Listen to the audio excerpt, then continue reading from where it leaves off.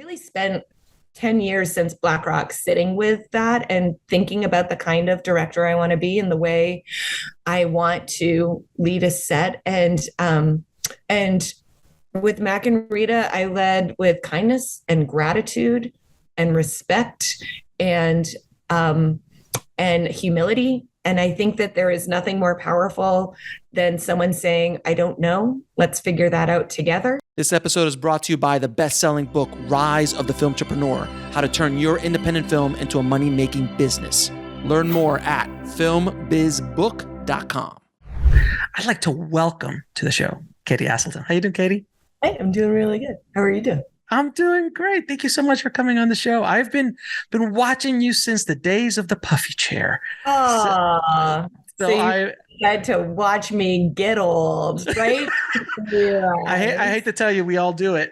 We all do it. It's something that is unfortunate or better. It depends. I just happened to do it on camera. I was going to say that's so interesting. Like my kids see some videos of me when I was a kid, like when I was younger, and they've seen pictures of me younger, but they literally see their, you and Mark just grow old. better, I would say. Yes. We just evolve. We're evolving. Exactly. So no, I'm a huge morning show fan. I love the morning show. I love the morning show. It's such a great show. So my first question to you, Katie, is how and why in God's green earth did you want to get into this insanity that is called the film industry? Isn't it weird? I know. I grew up in Maine on the coast, like past the tourist parts of Maine, like real Maine. And it wasn't a town where people left to go to Hollywood. So it wasn't like I was following in the footsteps of anyone else I knew. I just got a wild hair that this was what I was meant to do. And I had like just big dreams that I kind of kept to myself for a lot of my early years. And finally I couldn't keep them in anymore. I don't know. I'm like the kid who, and look, I think we all do this, but I was definitely the kid who in everything I watched, like put myself in. I'm like a super empath. And so I would like, things like really got me. And I would really just throw myself into every story. And my siblings were all much older than me. So I was essentially kind of an only child living in like a really rural area. So my sense of imagination was always very full. And I don't know. I don't know. That's what lit me up very early, but then had no opportunity for that. Like if you look in my high school yearbook, like I'm in the drama club. There were no productions. So what does a drama club do that has no productions? Just hang around? A yearbook picture every year. I don't know. It was the weirdest thing. And the bummer thing is that we're the drama program, like they used to put on productions. I think they put on productions after I left. It was just my 4-year stint, like nothing. Wow. It was dark at Narraguegas High School. Wow. So obviously you've set out into the university. You say, hey, I want to be an actress. Yeah. I want to get to the film industry. And then obviously Hollywood just called and said, hey, what would you like to do? Oh, anything you want, baby. What do you need? Let me help you. How can I help you? That's, I'm sure, what you got. So what was the stage from when you want the dream? Look, did you go to New York? Did you go to LA? Where did you go? I went to Boston. Obviously I think the third biggest production offer in the country. So my family, my parents, God bless them, were like, you need to go to school in New England for at least 2 years. And I think their thought was, I would fall in love with a program or a boy or the city or just forget that I kind of thought maybe I wanted to move to LA to be an actor. But I didn't. And while I was in Boston, I went to BU. In my denial of my dreams and my sort of need to be perceived as like a serious like contender in the world, I told my parents I wanted to go into journalism. I was like, that's the closest I think I can get. There's a camera involved. I'm still like a personality. And so I applied and and got into Boston University, which has a fantastic journalism program that I absolutely hated. But I read Howard Stern's book and I was like, this is going to be great. Not for me, because I actually just wanted to be Holly Hunter and not actually a real journalist. So I took acting classes on the side and really, really loved it. And like kept looking at my clock and was like, all right, guys. And we're at the end of the 2 years. And you promised. And they stuck by their word and they did it. And at 19, I moved out not knowing anyone in Los Angeles. And I scoured the pages of Backstage West as early actors did. As you do. Before the internet. And I found a play and I sent in my headshot and I got a play that was in Sunland. Now, I don't know if your listeners are familiar with Southern California. Yeah, Sunland. It's just a bit out. It's a bit out of LA. It's just a little bit out of LA. And north, and there's nothing there. It's like industrial parks. But I landed a play at a place called Playhouse of the Foothills. And hold on, that sounds like a place where a horror movie starts. The Playhouse of the Foot. It sounds like something where a horror movie would start. No, and if you saw it, it definitely looks like a place where a horror movie should take place. They didn't even give me the full script. Like I just got my scenes, but I was like in it. I loved it. I was so excited. My college roommate came out to visit, and this is where the story gets a little sensational, but I'm promising you right now, this is all true. Okay. So she came out, we were 19, we didn't have fake IDs. So we were going to go out to celebrate. What were we going to do? We were going to go to Mel's Diner on Sunset to celebrate, get some strawberry shortcake.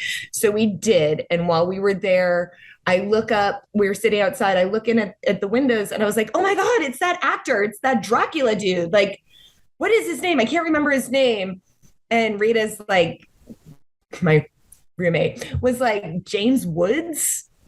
And I was like, yeah, it's James Woods. Dracula, dude. He never played Dracula. Did he? Didn't he? I don't know. That's how it went Okay, fair enough. I think he did.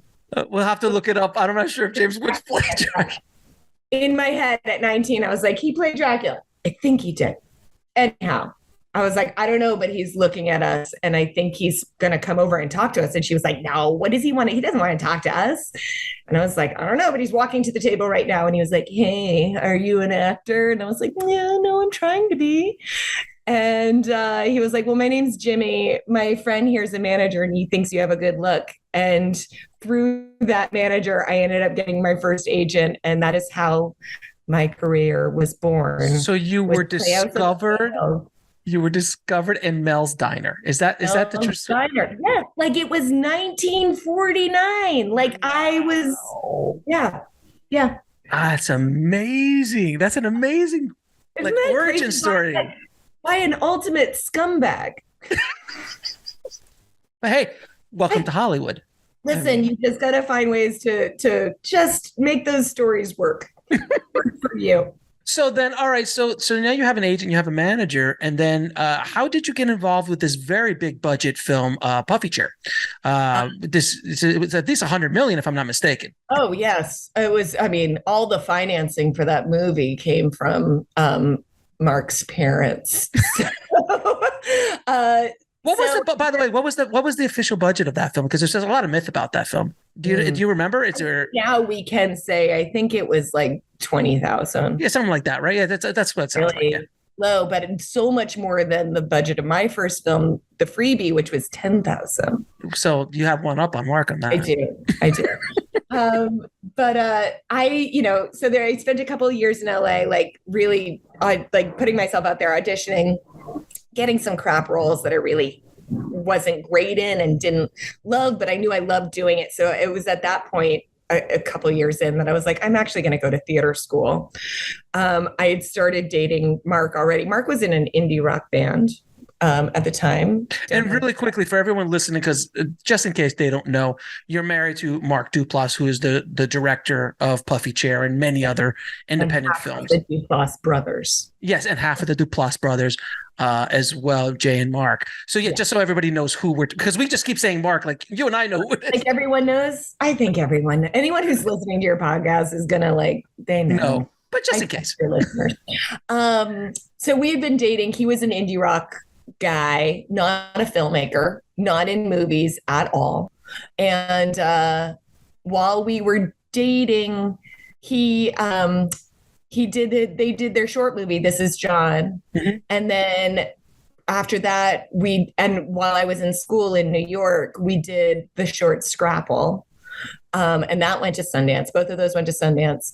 And so then the day after I finished my theater school program, we went into production on the Puffy Chair. And the rest, as they say, is history. So I have to ask you, because, during that time, I mean, there was obviously that film movement that, which I know a lot of the filmmakers in that world don't like to use the word mumblecore, but because it was coined by some journalists, but for lack of a better term. Ew. I'm sorry? Gross journalists. Exactly.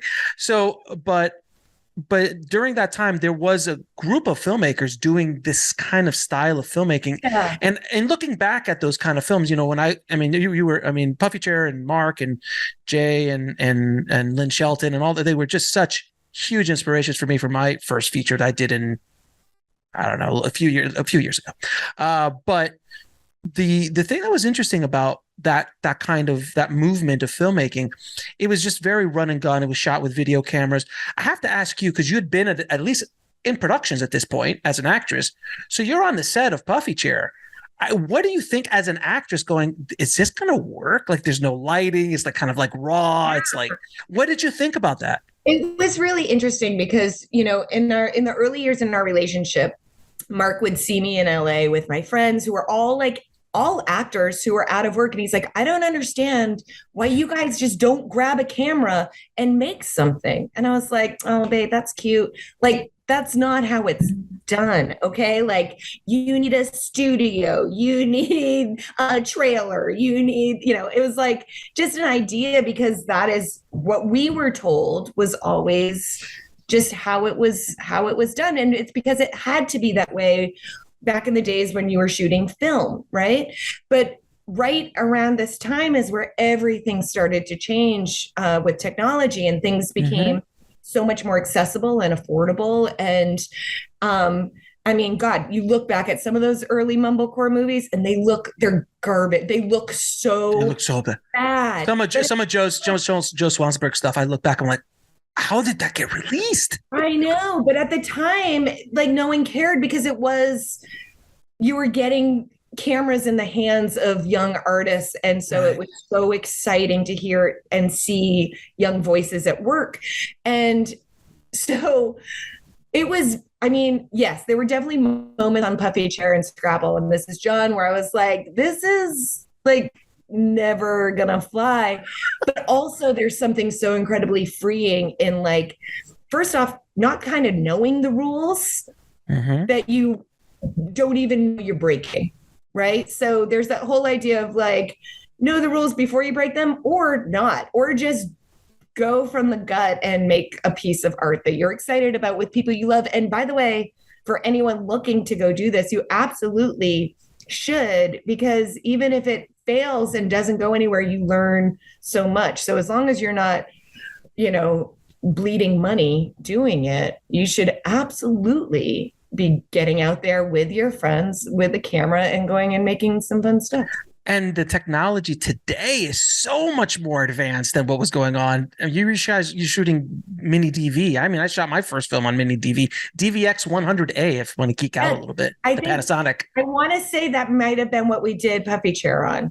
Yeah, it was it was the first time you could get a film look out of a real. And that is very loose.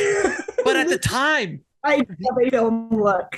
But at the time, it was a 24p camera. It looked gorgeous for its day, because all you had is the 30. You had video cameras comparatively, so it's beta, Canon, or oh my god, it looks like film. So but there was like with Puffy Chair, no lights. We had no None. crew. We had one guy who did sound and like would occasionally hold a sheet up over like harsh light. It was all we had. You just run and gunned it. So that was the thing, because I always wanted to ask actresses and actors who were in those early movies, like, I mean, before it was a thing, and you were there at the beginning of it, you had to go like this.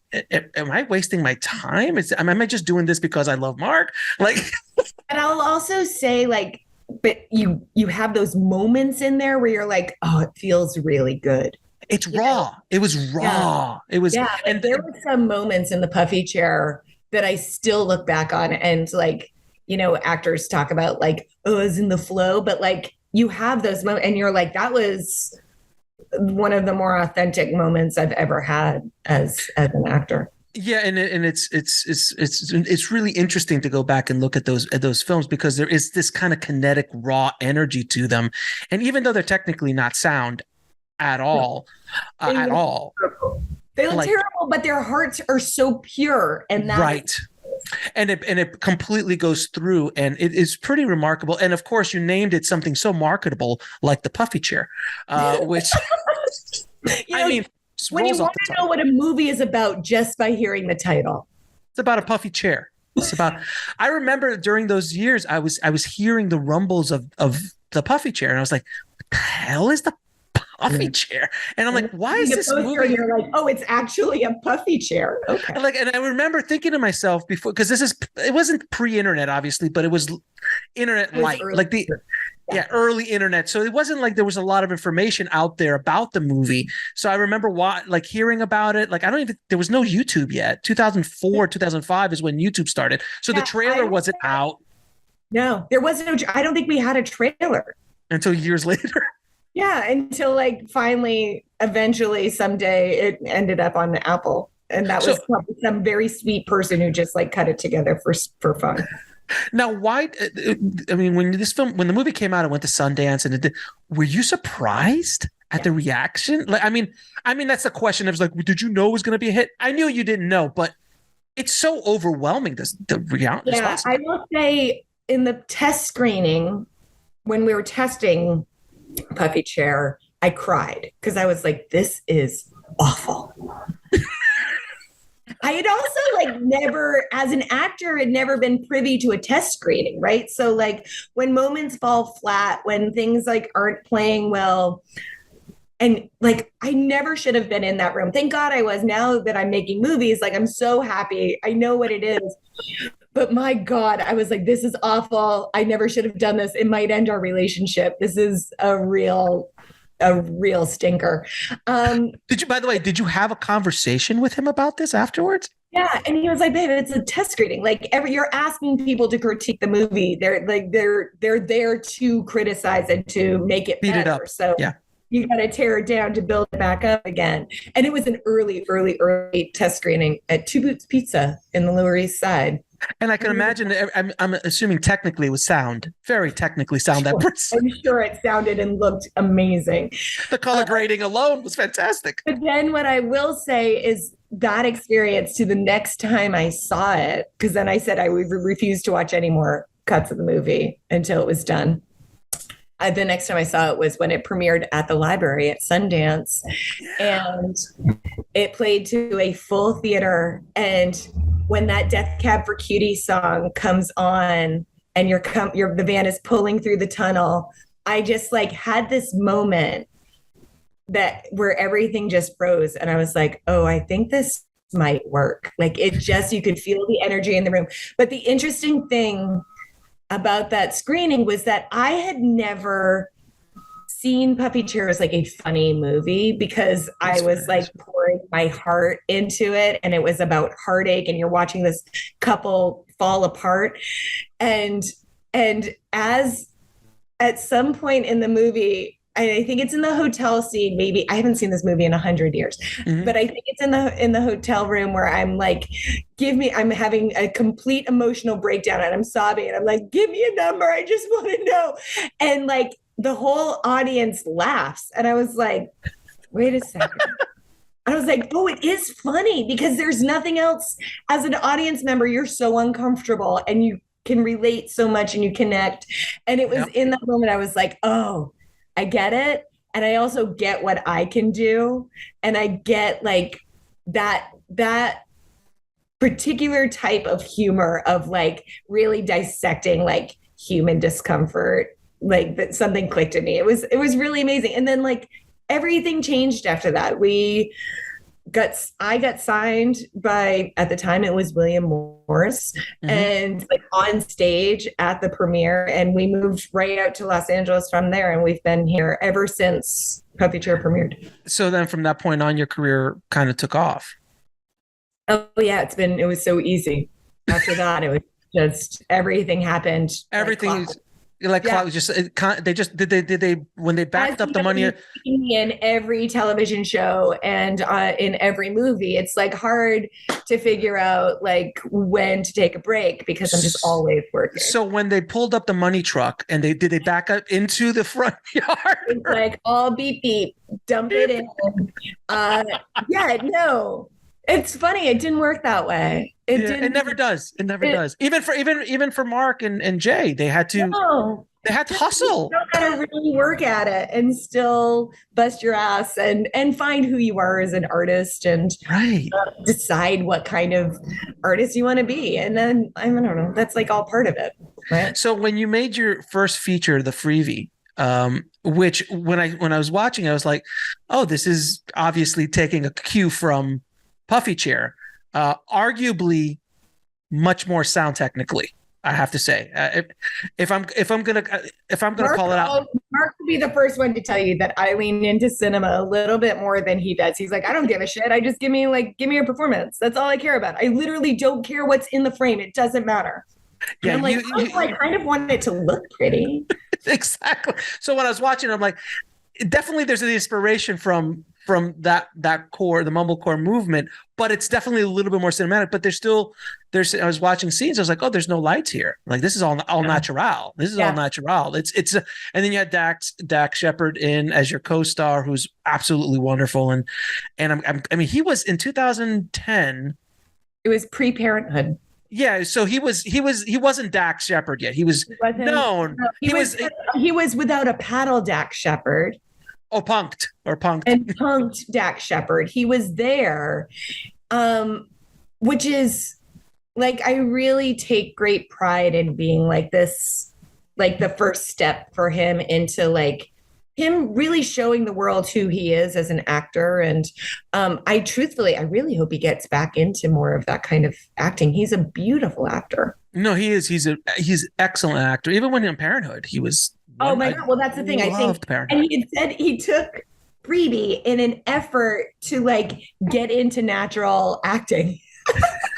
I was like his like training ground. Like he was just like, he was working his stuff out on me, which like, thank God he did, because he finished shooting our movie, all of 8 days that we shot that movie, and went right up to San Francisco to go shoot Parenthood.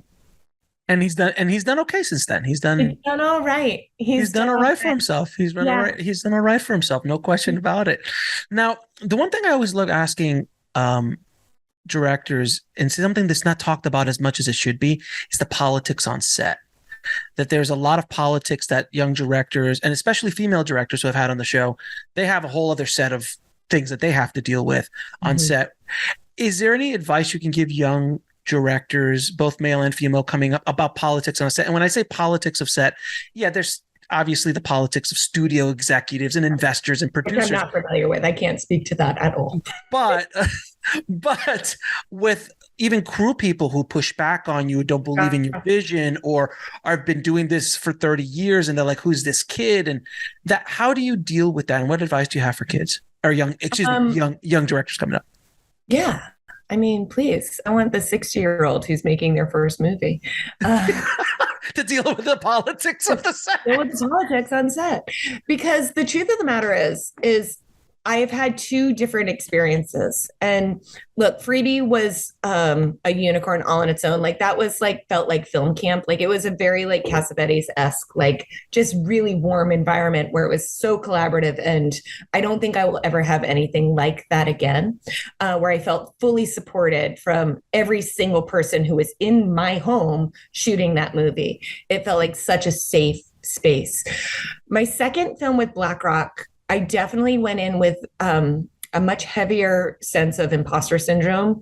And I think I wrongly so balanced that out with like a strong persona of like, no one's going to push me around. And I didn't treat people, I think, the way I want to treat people moving through this world. Like I very much regret the way I handled situations. And I think part of it came from insecurity and part of it came from stress. And we were under so many, like the physical elements of that movie were so hard. We were freezing cold and wet and bug bitten and, you know, over budget. And all of those things, I think, led to me not being the leader that I really wanted to be. And then with Mack and Rita, I went into that having really spent 10 years since BlackRock sitting with that and thinking about the kind of director I want to be and the way I want to lead a set. And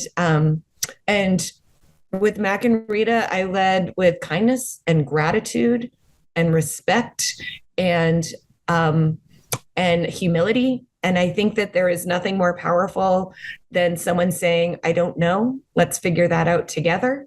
I don't know, what do you think? There is a reason why you hire the incredibly talented people around you, and that is to support you with their knowledge of their job, right? I don't know how to be a cinematographer. There's a reason why the camera's not in my hands because I don't know how to do it. I don't know how to hang a light. I don't know what it takes for, you know, everything that goes into production design. I hire people who are wonderful at their jobs. And I think the biggest job for a director is to trust in those people and to thank them for their work. And it is still a collaboration. It's still a conversation. You can absolutely weigh in on things. But I think that if you can end every day with thank you so much for everything you did today. I couldn't be doing this without you. I think that would be my biggest piece of advice. You know, what's so interesting is when I watched BlackRock and watched Mack and Rita, it's you could feel the energy difference. I mean, they're two different kinds of story, but you can just feel, you know, because in BlackRock you're one of the actresses, you can kind of sense that. And I have to ask, when I was watching, I was like, man, this must have been a super easy set. I mean, it should have just flowed. Everything worked nicely on BlackRock. There's no issues whatsoever. Because you're running around on an island, and I'm like, all exteriors on the coast of Maine. I mean, it just nearest rental house is 6 hours away. Right. So when your water housing fails, like you're done. They're like, we were supposed to have cameras in the water with us. Didn't have any, like things like there was no shaking and jiving on that movie. Like it was all or nothing. The opposite of Freebie. The complete opposite. And sitting in that headspace for 2 years, the time that it takes to make that movie, really, like, it did a number on me. Yeah, because I mean, it was your apocalypse now in many ways because you were stuck out on an island. Exactly. I mean, it must have been, and I was the one having 10 heart attacks. I mean, it must have been brutal because as I'm watching it, I'm like, this is not easy on a massive budget. I'm like, even if it was $100 million budget, you're still in the elements. Anytime you're shooting in the elements, even a scene or two, you shot most of that film in there, and you're running around. The only interior shot of that movie is in the car in the beginning when the two girls, when Lake and Kate are in the car. It is the only time that there is an interior shot. So when you were prepping that film, I have to ask you, did it come up? They're like, hey guys, we're going to be shooting outside. Can we control, because you're at the whim of weather and the sun going in and out. Tides. Tides. That's what we never considered. Fucking tides that go in and out twice a day. Oh my God. It was So how do came out of that where like we bit off more than we could chew with this one. And it was, I'm still so proud of what we made ultimately, but man, it was hard. So how as a director do you keep morale going? And by the way, you have the added bonus of being an actress in the film that you're directing in this insanity. So I can imagine. I think I misstepped is I focused the most on morale of the cast. And I did not, because we were also in two separate camps. Like the crew was all held up in one house, and the cast and the Adela Romansky and I were in another house. And so I was like so above the line, below the line. Like, I need to keep the actors happy, not realizing that the crew was like ready to mutiny. They were going to. So that is, if everyone listening, if you can at all help it, definitely don't separate above the line and below the line on an independent film. Try to bring them all together. And in my head, I was like, it's all going to work if we can all just get through these 23 days. Like, it's all going to, like, I promise you, it's all going to work. But like when you're getting $100 a day and getting the shit kicked out of you and like eaten alive by bugs, like it's hard to remember that it's all ultimately like financially going to work. You know, it was hard. No, it was a great lesson, and I hope for your listeners. Yeah, I hope so. You guys can take with you. I mean, look, I've shot in nature, and it sucks. It's like you just can't control when that sun goes behind a cloud. We got to wait, or are we going to try to light it? Are we going to, because we don't have the budget to actually set up a nice 10K up and turn it on and off to match. It's just brutal. So when I was watching this, I'm like, I know she didn't have the biggest budget on this. This is her second movie, and she's running around on an island. Oh, in Maine. Really make it. Like, it was naked and afraid. It was naked and afraid. It was the pilot for Naked and Afraid. That's exactly. Every time we hit a thing, you just can actually crank it up a notch, and that's where we were. It was wow. Like looking back on it, like glad I had that experience, but holy cow. Wow. Now, you've gone through a bunch of stuff in your career, and you've gone through your journeys. Is there anything that you wish someone would have told you at the beginning of your career? If you can go back in time and talk to yourself and go, look, I know you want to be an actress, and that's all good. We're going to do that, but keep this in mind. The one thing that I would say is like, and I mean, it really speaks to your podcast, is like, never stop hustling. You got to just like, I will forever be so upset at myself for the way I operated post Puffy Chair. I was like, I just had a movie that was a hit in Sundance. Like, I'm fine. I let Mark and Jay go to every film festival, and I was like, I'm going to do pilot season. I missed every opportunity to meet filmmakers, to get in those conversations. And that was such a loss. Like, I'm so bummed that, and it changed the narrative, right? And the narrative became like, Mark put his girlfriend in the movie, and it's like, well, no, I'm actually like, I'm an actor. I've been doing this longer than he's been doing it. But like, because I wasn't there, I wasn't a part of the narrative, So someone else wrote the narrative for you. Someone else wrote the narrative. So that would be my piece of advice to my younger self, is like, don't let anyone else write the narrative. Like, keep the pen in your hand at all times. Do you think that doesn't mean, sorry to interrupt you. Sure. Doesn't mean to be utterly obnoxious and to be that person who's constantly like trying to shove the door open. But it just means like, say yes to opportunities and never think that you are at a point where you are too good to whatever that thing is. For me as an actor, it's like, I still put myself on tape for everything that I'm excited about. Like, I am not too good for that. I don't care. I'll do it. And for, as far as like putting Mack and Rita in the world, I want to say yes to every opportunity to talk to anyone, because this is my moment now, and I don't know when I'm going to get this moment again. And that's something that people don't realize is like, when you're directing, I take it, anytime I walk on set, I'm like, oh, I'm so happy to be here. You know, unless you're Ridley Scott and you're directing every single day of your entire life for the last 40 years, generally people don't get that opportunity. So when you get the opportunity, as artists, directors are the one artist that we rarely get to perform our art. Yeah. Well, I'll say that to any like actors feel the same way. At least a lot of times directors are creators of their own art, right? So at least then you have some semblance of control in your path. Whereas actors, so often we are left to the mercy of others, like making the call, making a decision, like asking permission to do what we do. And so, look, I think the more we can self-generate and at least just keep our idle hands busy. But even, directors, I think, have a little bit of an easier time generating things for themselves, but it's hard. It's deceptive, right? Like, the work it's few and far between as you move through the world.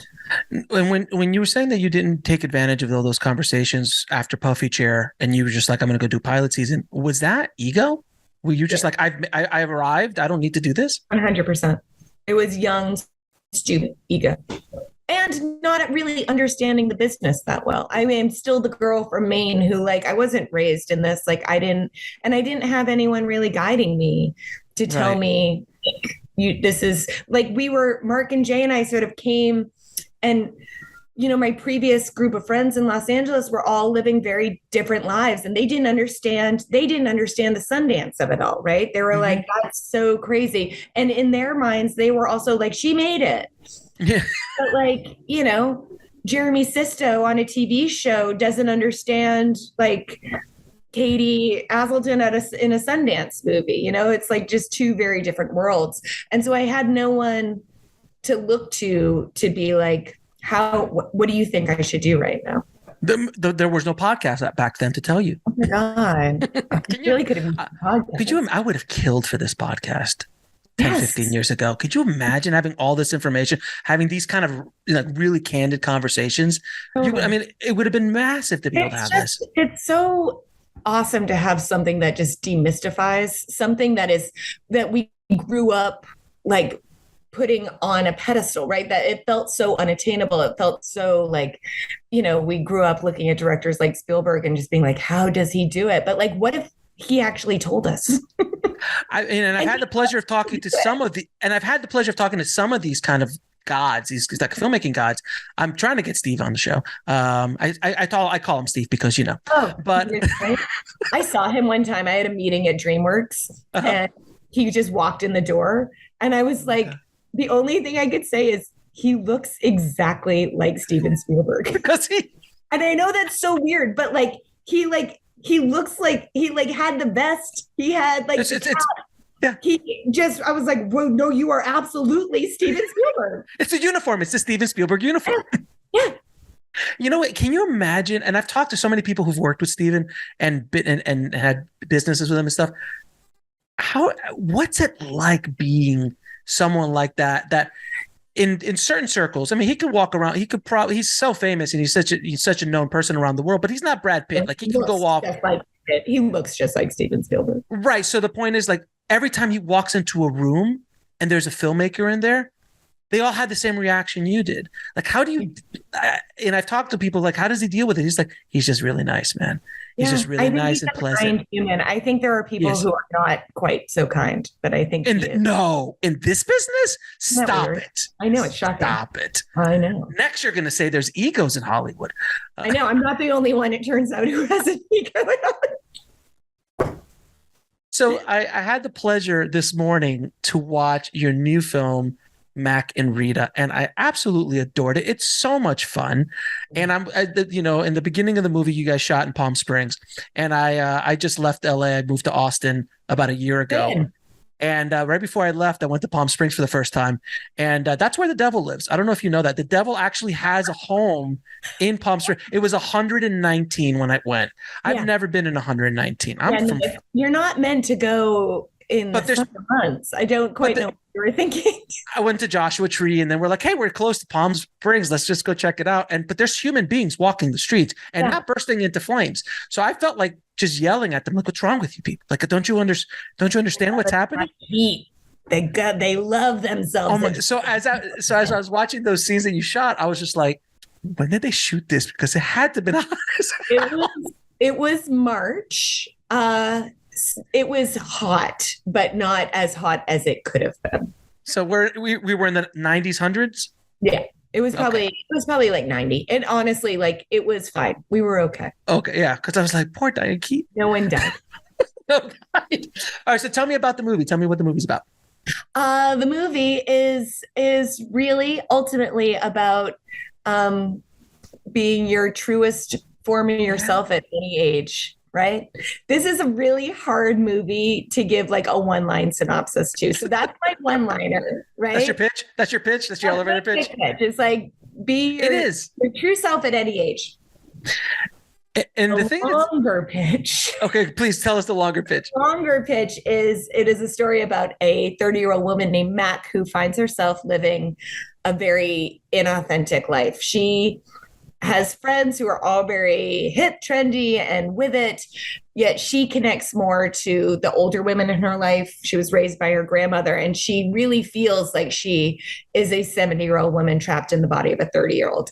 So while on this wild bachelorette weekend in Palm Springs with her girlfriends, she is just dying to lay down and get away from it all. So she tucks herself into a side tent that has a regression pod in it. And she doesn't care that it's a regression pod. She's going to lay down. And in that pod has a bit of a mental breakdown and really screams that she is a 70-year-old trapped in a 30-year-old's body. And sure enough, she comes out Diane Keaton. And which is very big, which is very big style. Like Tom Hanks, big. Totally. It's beautiful. But it was so fun to like then watch this character have a 70-year-old woman have to live the life of a 30-year-old with the obligations of the 30-year-old. She's an influencer.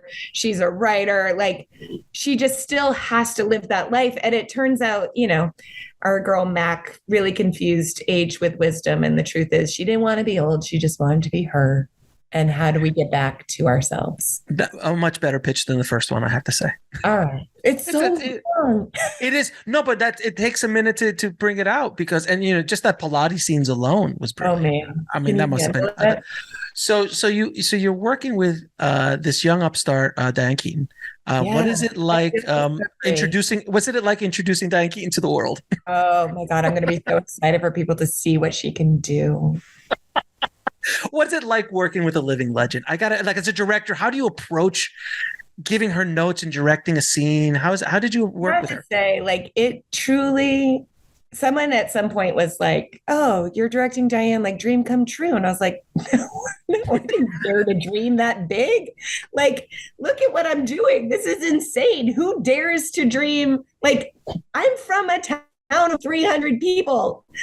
From a school that didn't have a drama program. For 4 years. For 4 years. I was in a drama club with no production. So it is a real, like, even like on the eve of like putting this movie out into the world, I am still pinching myself that is my reality, that I get to work every day with her. And the truth of the matter is that she is just an absolute fucking delight. Like, she is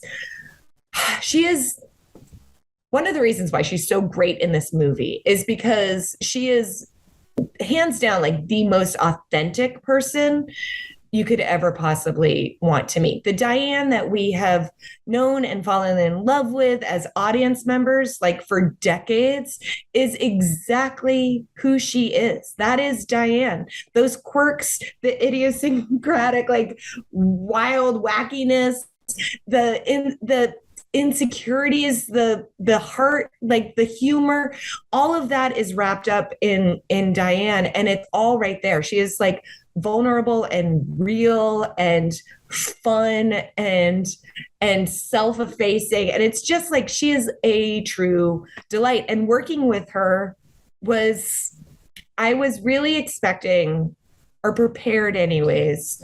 I think a lot of actors, never mind actors who are in their 70s and have been doing this for 40 years, 50 years, you expect them to be very set in their ways, that they're going to come in, they're going to give the performance they're going to give, and no one's going to tell them any different, right? And Diane was not that at all. She was so open and like game and ready to play, and always wanted to do more physical comedy. And yeah, it was just, I am so grateful for what she brought every day. And I mean, just again, I'll go back to the Pilates scenes. I mean, it's absolutely brilliant what she did in that you could just see the mastery of timing and comedy, and how she's able to, like, she's a master of physical comedy. She really is. I know. And she doesn't get to do it, which is like crazy to me. I feel like I haven't seen her be this physical in a movie since like Baby. God, geez, Baby. And I use Baby Boom as like a reference throughout this movie because I think it is a very underappreciated movie. It still 100% holds up. The story of Baby Boom is like it's almost more relevant now than it was then, post-pandemic. And are we going to work from home? And like, do we work to live or live to work? And like, who was the director of that again? Charles Shire.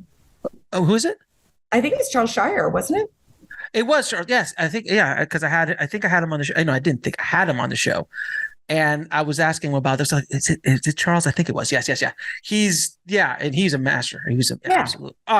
What she does physically in that movie, like her like freak out breakdown at the well when the well runs dry, the way she kisses Sam Shepard, like all of those were touch points for me in making this movie, and we talked a lot about it, and I just loved it. I love all of Diane's stuff, but I think what she did physically in Baby Boom was really like where we were looking to sort of land with Mack and Rita. And what was it? As a director, we always come up with that day that the whole world's coming down crashing around us. And I know that you could argue that every day's that. But there's always that one day that has called 2022. Exactly. Was there a day that sticks out in your mind that the whole world was coming crashing down around you and you felt like, oh my God, how am I going to get through this? What was that, and how did you overcome it? The day that we were shooting out at the beach, the big fire stuff. Yeah. Claire Power Summit. Shooting, and all of a sudden, I'm so sorry. I think like the army is landing nearby. It's fine. It's all good. We were shooting at the beach. We had this big fire stunt, and we're getting going, and it's a gorgeous day. I'm like so psyched. The weather's great.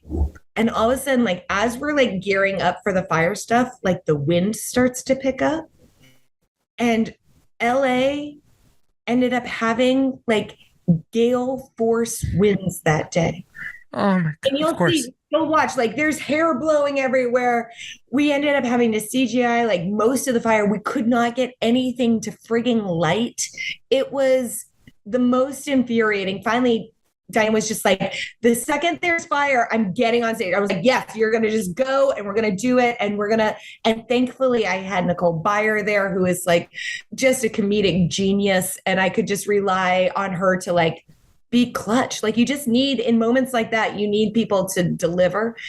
And so we end up like barely pulling out that fire thing. We go to turn the cameras around so we can get her walking through the event. And the wind, I want to say it was like 40 miles an hour gale force wind, picks up all of the tents and get lifted like it's Wizard of Oz and get sent to fucking Malibu. Like they went so far, and we were just like, we got to call it. Like obviously we cannot shoot. We don't have a set anymore. God doesn't want you to shoot. It's basically God does not want us to finish this day. So we like go home and we're like, oh my God, what are we going to do? What are we going to do? So we're looking at the schedule, working it out with the AD, and the only day that we can like fit in a half day reshoot is the day that we are shooting Diane coming out of the pod. Mm-hmm. The first time? Yeah, the first time. Diane's work hours are 12 hours portal to portal. Hair and makeup, all of that requires some time. 2 locations, Santa Monica to downtown. Oh, And a massive, massive wardrobe change in between, and a hair change because she has the longer hair there, meant that I had 20 minutes to shoot Diane coming out of the pod. wow. It was like only the most important. Basically the most important shot. But then also the Marie Claire thing is important because then that's like production value, right? Like we need the feel of this big, huge event. We need Diane like working the vendors. We're shooting her coming through and doing the whole thing. There was no compromise. You just had to do it. It was one of those things where I was like, oh my God. Oh my God. And you know what? And I love these kinds of stories. That's why I always ask that question, because I love to demystify for young filmmakers coming up that they're like, oh, you've got Diane Keaton. This is a big budget. This is this and that. Everything runs smoothly. Yeah. No. Shit goes wrong at every level. Like, I don't care how much money you have. I don't care what studio is making your movie. I don't care if you're just making it with friends. Something is going to always go wrong, and you just have to be ready for it. Now, when is this film available? August 12th in theaters. Yes, August 12th. That's Friday. August 12th in theaters, and then we'll be PVOD in September, and then on Hulu in December. That's so awesome. I can't wait for the world to see this film. Now I'm going to ask you a few questions. I ask all of my guests. Okay. What advice would you give a filmmaker trying to break into the business today? Make stuff with your friends. Get good. Work and just hustle. Work, hustle, make it. What is the lesson? What is the lesson that took you the longest to learn, whether in the film industry or in life? I think it is. You got to put that ego on the shelf and do the work. It is something that they don't talk about in film school. Like you gotta. That is. I think. Listen. I listen to Oprah and Deepak, and ego is a daily struggle for everyone. But it is also like worst enemy. Like your ego does you no favors. But you know what? The funny thing is that in our business, it's even more prevalent because not everybody has a group of people or an entire industry telling you you're the best. Yeah. You're awesome. It's difficult to handle that at any level. Well, and I think that it gets confused. Ego gets confused with confidence, right? Like you can have confidence in your skills and your abilities, but not be led by your ego. Right. Exactly. Like I'm too good for that. I remember when I first started directing, I went out as a commercial director and I'd been editing. I was a top editor in South Florida. I was making tons of cash. And then as soon as I made my demo reel, I just said, I'm no longer an editor. I'm just going to send and then I got calls. Hey, can you work? No, I don't edit anymore. I am now a director. Mind you, wasn't directing. Hard to call yourself a director when you're not actually doing it. Exactly. So it was just don't worry. I always tell people, don't worry. The universe has a way of just slapping. Yeah. Just a little nudge here and there. Knocking your head just a little bit. And last question, 3 of your favorite films of all time. Tootsie. That's so brilliant. Oh. Big Lebowski. Another brilliant one. And I will say Baby Boom. Very nice. Very nice. Yeah. Oh, I had one other question I forgot to ask you. What did you learn from your biggest failure? That there's always there's going to be a tomorrow. The world doesn't stop making movies. The world doesn't stop making TV shows. It doesn't end on the last project. The business keeps going. And no one gives as much shit about you as you do. Like no one cares. You spend how many hours of your life was wasted thinking about what other people thought of you, and as you've gotten older, you go like, they didn't think a bit about me. They have their own crap. Their own crap they're dealing with. Yes. How egocentric are we to think like when we walk in a room, what are they thinking? How I look? No, they're just thinking. Everyone cares. No one cares. They're all worried about themselves. Right, and their own crap. It's like cut everyone else some grace. Everyone's doing their best. Yeah, exactly. There's no question. We're all doing our best, and we're all just trying to make it through this life's journey. And in this business is, whoosh, it's brutal. Cut yourself some grace, cut everyone else some grace, and try and enjoy it as much as you can. Katie, it has been an absolute pleasure and honor talking to you. So much fun. Thank you so much for dropping your knowledge bombs on the tribe. I appreciate you very, very much. And best of luck. I can't wait to see your next project. So thank you again. Me too. All right. I'll talk to you soon.